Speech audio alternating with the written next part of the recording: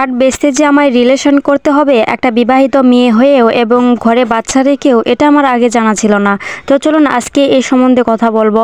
মাঝে মাঝে অনেক খারাপ লাগে আমি এই কাজগুলো করি এবং শখের বসে এটা আমি সেলও করে থাকি। তো সেইভাবে একজন আমার থেকে ক্যালিগ্রাফি নিতে চেয়েছিল এবং তার কথা অনুযায়ী আমি ক্যালিগ্রাফি করেছিলাম এবং উপরে আমি নামটাও তার কথা মতো লিখে রেখেছিলাম এবং বারবার জিজ্ঞাসা করেছিলাম, ভাইয়া আপনি নেবেন তো? সে বলেছে অবশ্যই নিব।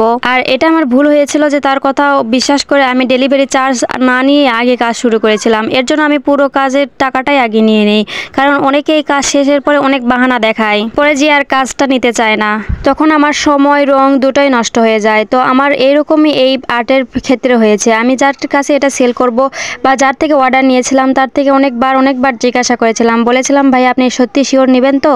যদি আপনি শিওর নেন তাহলে আমি আপনার কাজটা শুরু করে দেবো, আপনার নাম লেখাটা আমি শুরু করে দেবো।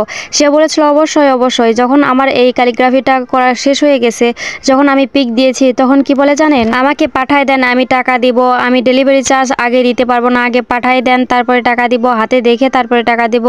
এবং এইসব বলতে সে এরকম বলেও ফেলেছে যে আপনাকে আমার ভালো লেগেছে, আপনাকে আমি বিয়ে করতে চাই, এরকম অনেক প্রস্তাব, মানে এক কথায় প্রেমের প্রস্তাব দিয়েছে। তখন তার আমার মেজাজটা কীরকম হবে সেটা বলেন তো? সে অর্ডার করার আগে থেকেই জানে যে আমি বিবাহিত এবং আমার বাচ্চা আছে। কিন্তু যখন আমি আর্ট করার পরে যখন ডেলিভারি দেওয়ার সময়, তখন সে এসব বলতেছে এবং এটাও বলতেছে যদি আপনি আমার প্রস্তাবে রাজি হন তাহলে শুধু এই আর্টের দাম কেন, আমি আপনাকে আরও টাকা দেব। কি অদ্ভুত। এবং তার সম্বন্ধে আমি ঘেঁটে দেখলাম সে তো শিক্ষিত একটা ছেলে, এবং শিক্ষিত একটা ছেলে হয়ে এরকম মূর্খের মতো আচরণ, মূর্খের মতো কথা কিভাবে বলতে পারে আমার মাথায় আসে না। আমাকে টাকার লোভ দেখিয়ে আমাকে পটানোর চেষ্টা করতেছে। কি অদ্ভুত বিষয়টা, বুঝি না এদের মাথায় এরকম নোংরা চিন্তা ভাবনা কেমনে আসে।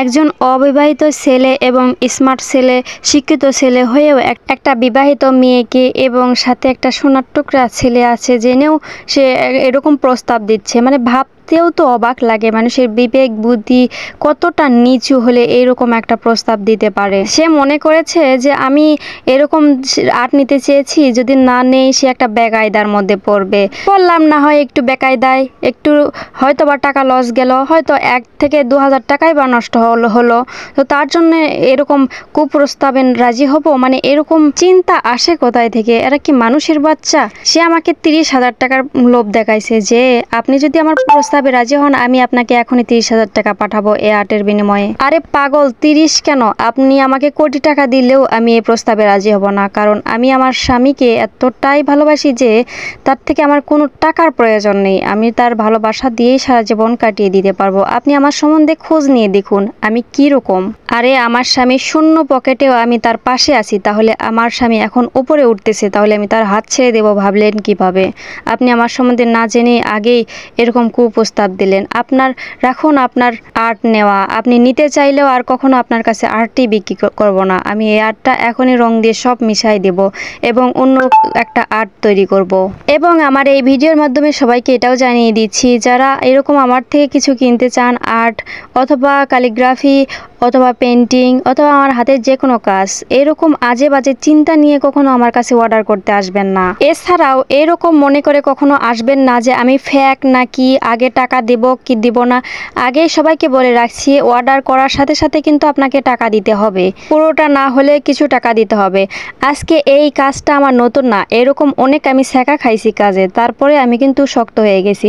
আপনারা আর্ট নেন বা নেন, যদি নিতে মনে চায় তাহলে কিছু টাকা হলেও আমাকে অগ্রিম দিতে হবে। কিন্তু এর আগে কখনো এরকম বাজে প্রস্তাব কেউ দেয়নি, তাই আপনাদের মাঝে শেয়ার করলাম। এবং তার কথায় রাজি না হওয়াতে সে আজে বাজে অনেক খারাপ ফটো পাঠাইছে, মানে দেখে এতটা খারাপ লেগেছে, মনে হয়েছিল যে এক মুহূর্তে যে আমি এগুলো কাজই আর করব না। কিন্তু অনেক চিন্তা করে দেখলাম যে এটা তো আমার শখের জিনিস, কোনো ফালতু মানুষের জন্য তো আমি আর আমার কাজটা নষ্ট করতে পারি না। তো আমার লিস্টে তো অনেক আপুরা আছেন বা ভাইয়ারা আছেন, আপনাদের সাথে কি এরকম কোনো জিনিস ঘটেছে এই সেলের বিষয়ে? একটু জানাবেন এবং সাহস দিয়ে যাবেন। আজকে ভিডিও এ পর্যন্ত, সবাই ভালো থাকবেন, আল্লাহ হাফেজ।